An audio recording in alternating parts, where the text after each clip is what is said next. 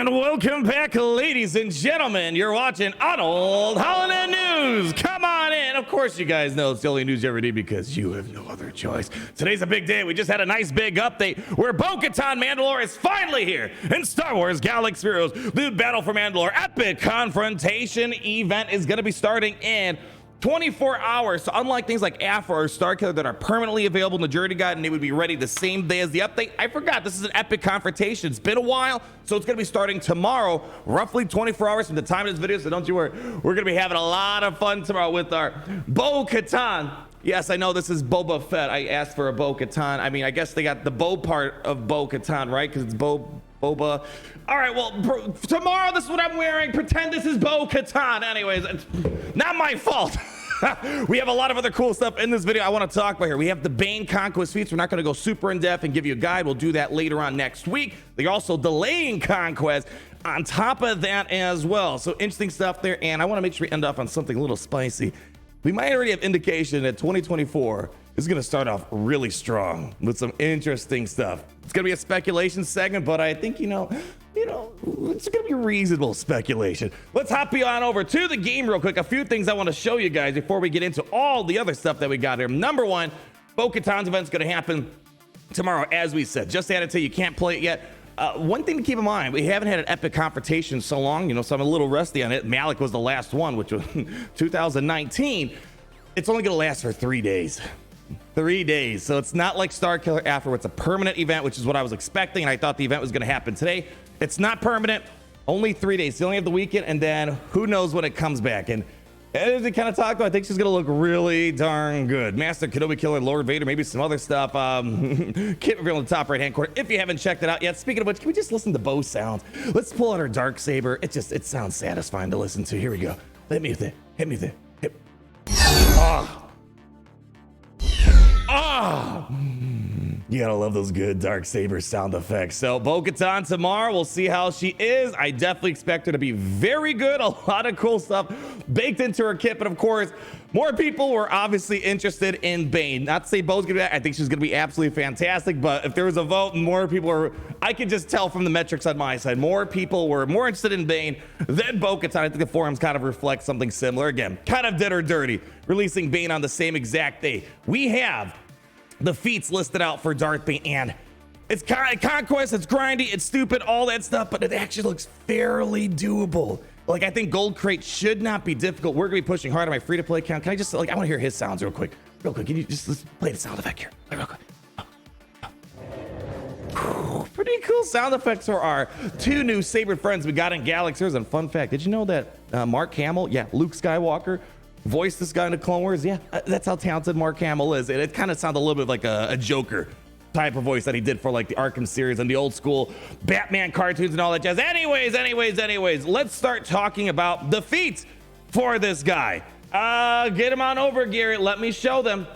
So this doesn't look all that bad. Now, as I said, we're going to do more of an in-depth guide next week. I probably forgot to mention this. Conquest is going to be slightly delayed to next Wednesday instead of it starting on Monday, which is going to be on Christmas Day. Likely they have no one in the office. They want to make sure someone's there, so they're delaying it 2 days. So, that gives us a couple extra days to kind of relax before you get into the Conquest grind. I don't think anyone really wants to start Conquest grinding on Christmas Day, potentially. So they're skipping it on over a couple of days here. So next week, Wednesday, we'll have a guide and all this stuff. Let's get you back on over here, ladies and gentlemen. So again, looking at this in general, it doesn't look bad. Of course, there's a few annoying things. Number one annoying thing. Now, don't start thinking, Arnold, all you do is complain. Now, listen, I'm not complaining here. What I'm saying, one thing I miss, yes, Conquest is grindy, whatever. We don't need to have the whole Conquest dissertation here. At the minimum, can we at least have the feats be thematic to the Conquest unit we're trying to unlock here? I mean, we're getting Bane, right? Everyone's excited, yada, yada, yada. There's not a single Sith-related feat here. Not a single Sith-related feat. In fact, there are more don't use Sith feats for a Conquest related to a Sith Lord. Okay, that's all I want to say. At the minimum, if you're gonna make a grind, you can at least have it thematic. All right, take my ugly mug off the screen. Take a screenshot. Thanks to SWH Events, as always, for doing these early data mines. We do not know the data discs. We also don't know what the next Datacron sets are going to look like. I believe there's a new Datacron set. Likely, since they're delaying Conquest, we probably won't know for a couple days. Anyways, all right. just in general, a couple of annoying things here. Number one annoying thing is there's going to be a key couple of units that you might not have. For example, Leia Organa, Sector 4, you might not have it, which, by the way, look, and don't use any Sith for a Sith-oriented character you're trying to unlock. Anyways, Sector 4, win with Leia Organa, that's going to be tough for people. If you don't have it, you don't have it. Dark Trooper Moff Gideon inside of Sector 5. That sucks as well on top of that. Sector 3, Jedi Knight Cal Kestis, you're probably not going to have him. And then otherwise, everything else is pretty doable. It's just super grindy. You know, get yourselves 100 exposed. That's not too bad, I guess. Foresight 300 times. Oh my gosh, that's kind of annoying right there. Oh well, yeah. So we just again, it's going to be very grindy, very annoying. Gain heat 100 times, and right now, the Paz Vizsla is the only one that can gain heat. So you're gonna need to cheese that a little bit here, and of course, he only has so many heats he can actually get. Otherwise, everything looks fairly doable, especially for a gold crate. And remember, you could skip out a total of 34 key cards if you're going for max red crate. But of course, you get a lot more wiggle room if you can. So obviously, if you don't have the Leia, the Dark Trooper Moff Gideon, the Jedi Knight Cal Kestis, that's already 11 tickets you're not gonna be able to get towards your crate. So again, we'll go more in depth. You have options, but otherwise, everything seems doable, cheesable. It's just 300 foresights. Okay, it's just okay, manageable but doable. It's just the conquest grinding thing. But can we at least have like more Sith things? Like, why isn't there at least win 40 battles if you want to have us do 40 with a full team of Sith? Like, why is that not there? Okay, I'm gonna drop it. Arnold, you're so annoying. Okay, yes, but besides the point. Okay, a couple of interesting things about the conquest here. They're doing something a little bit new, where I guess they want to try to increase Datacron interactions, and the problem is really beyond Kyber 1, no one really uses Datacrons that much. So maybe they're trying to encourage Datacron roster inventory growth a little bit. They're moving a couple of, adding a couple extra treasure nodes to Sector 1. So if you, let's say you can't make it to Sector 4, you could still farm these pieces. Sector 4 is the best place to farm these type of materials for Datacrons, but if you can't make it, it's too hard. They still want to make sure you can farm some degree of materials. Now, do note they're not replacing the old Datacron farming nodes, or the treasure nodes, as they call them. They're still going to be there. Sector 4 is the best node overall to try to get as many level 6, level 9 Datacrons. So those are still going to be there. But they'll give you the option at Sector 1 with lesser rewards. I guess some rewards are better than no rewards, right? I guess that's the mentality behind it all. So a couple of things with Conquest. Let's get ready for the grind, my friends. Bane, I think I wouldn't be surprised if Bane's going to be having some of the best day one unlocks. I mean, the first Conquests are a lot easier, but more recent Conquests, I have a feeling a lot of people are going to push hard. As I said, my free-to-play account, we're going to go as hard as we can. I don't know if I'll get gold crate, but we'll try our best. Okay, let's take a look at Bo-Katan and Bane's stats real quick. Couple of interesting things. So Bo-Katan, Mandalore, if you didn't see it, card in the top right-hand corner for this girl. Overall, I'm expecting Kenobi counter, Lord Vader counter. Who knows? There might even be a chance that Jabba could be a counter, because if she's calling people to assist that are not getting assists, they just get bonus turns and all that stuff. And, maybe they'll, get something interesting that happens out of it. So we're going to need to wait and see. But overall, this seems like it's going to be a really fun kit. I think if it's epic confrontation, generally, I'm expecting like something better than Gas. Like, that's what I'm kind of expecting. Gas, Malik, the only other two are really good. Anyways, we're not here to do a dissertation on it. We've already talked about her. I think it's going to be really good. And I'm excited for Beskar Mando being good on this team. Anyways, I just want to show you the speeds here and the stats here. 147 speed, definitely on the slower side, not just for Bo, but Bane as well. And I think it makes sense. You definitely want to make sure, for example, Beskar Mando goes first and the rest of the team goes first, and then you want her going last, being able to call everybody to assist with reinforcements, have a rise. And somewhere in this kit, I can't quite remember, but if someone's not able to assist, for example, Beskar Armor Mandalorian, they get a bonus turn and maybe get a big opening play. So I think it's fine that she's slow. I think having everyone else kind of be a little bit faster is the way to go. So I'm not too concerned about this. Not too concerned about the speed on her. Darth Bane, quick peek at this. Let's go show you. Darth Bane also even a little bit slower, coming in at 140 speed is what we got here. So definitely not the fastest guys in the world, but of course, Bane, though, has a lot of speed ramping mechanisms that could be baked within his kit. So that's something that's a little bit different compared to Bo-Katan. Be able to get 5 speed, maximum of 100, so a little bit different. So he technically, I guess, is a little bit faster Bo gets extra speed on the lead, so something to keep in mind. I want to point this out. I saw a lot of people complaining that Bane here doesn't have an insta kill. That would have been nice having on him. I don't think it's as big of a deal as people. I'm gonna say something, and it's probably not what you want to hear.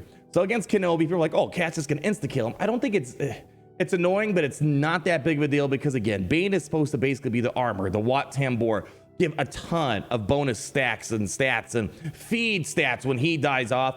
Remember, all of this unique ability, assuming we're in Grand Arena and the Omicrons are turned off, all of these effects persist if Bane is defeated. So Bane just might be, his purpose against Kenobi is he just has to die.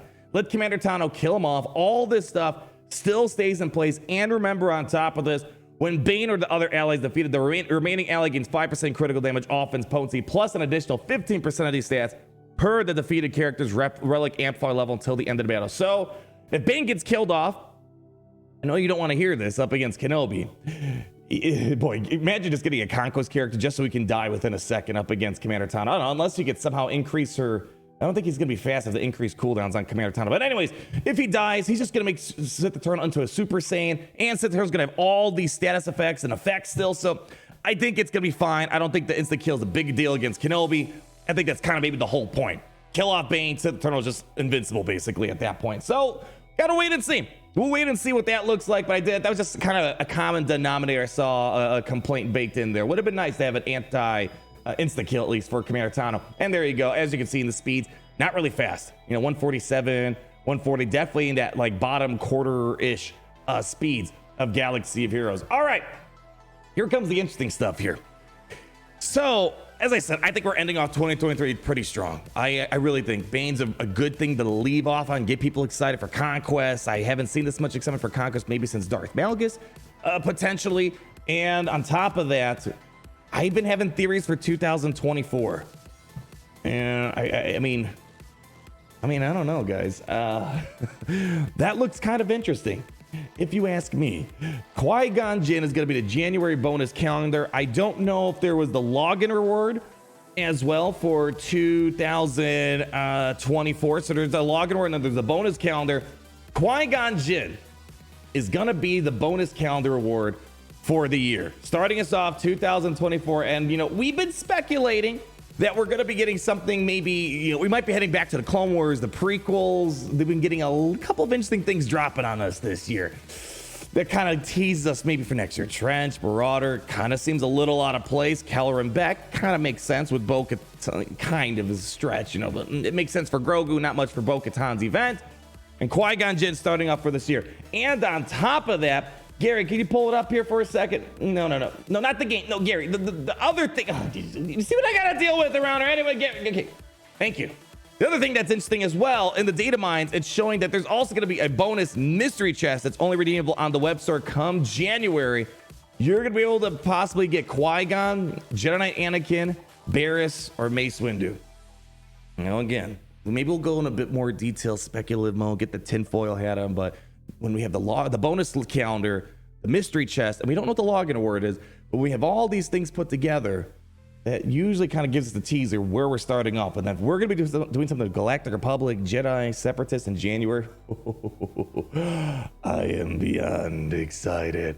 But there's also more stuff that we have. Iden Versio is going to be having bonus drops in Cantina, kind of a little, I don't know. It's kind of random. And I mean, she is included in the new Conquest feats for this season. So I don't know. It's kind of random. I think people would rather have something else. People are kind of dumb stuff. Again, freebies are freebies. Can't really complain. It was just a bit odd to see bonus drops today. Also, speaking of Iden, we have a lot of other holiday bonus calendars that should be coming around soon. It's just basically a bunch of random stuff for 2023. Zori, the Defender, just a little bit of stuff from here and there. Basically throughout all the requirements. I see a Captain Rex, Scout Trooper, Nisa, maybe some of the stuff as well for Bo-Katan, Mandalorian's requirements. So again, freebies are nice. And speaking of freebies, I have the thing opposite of freebies. A lot of people want to know what these are all about. We have a bunch of bundles that are coming likely around the holidays. This is how CG celebrates the holidays around these parts. People are getting excited, like, oh my gosh, there's Malgus, there's Wat Tambor, there's Wampa. I believe there's also, oh my gosh, there's Trench and Malicos, Kiadi Mundi. I don't want to be the bearer of bad news. This isn't like a Lightspeed bundle, anything like that, unfortunately. All this is, we've seen these in the past. They're not great. I mean, basically, you're gonna have, you know, some of these bundles for the Conquest characters, 10 shards for like Malicos, Trench, Malgus. I think Katamudi's 15 shards, so nothing great. I mean, I guess every little bit counts, I suppose, if you want to speed up your process just a little bit more.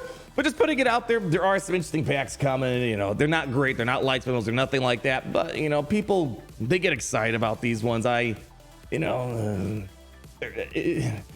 kind of hard because you don't really have many ways of farming Conquest characters. And I guess Katamudi's is also a bit of a difficulty to acquire. Anyways, that's going to wrap it up for today for Arnold Holonet News. The Bane stuff looks pretty good. The Bo-Katan, excited about her coming out tomorrow. Isn't that right, Bo? Isn't that right, Bo-Katan? Yes. Bo's excited as well about it. And I'm already getting excited for 2024. We're not even done with this year. So let me know if you're excited down below. We'll talk more about some of this stuff later on. The Conquest, maybe what 2024 is to bring. But until we meet again, always remember that it's great to be the Empire. Today. It's great to be in the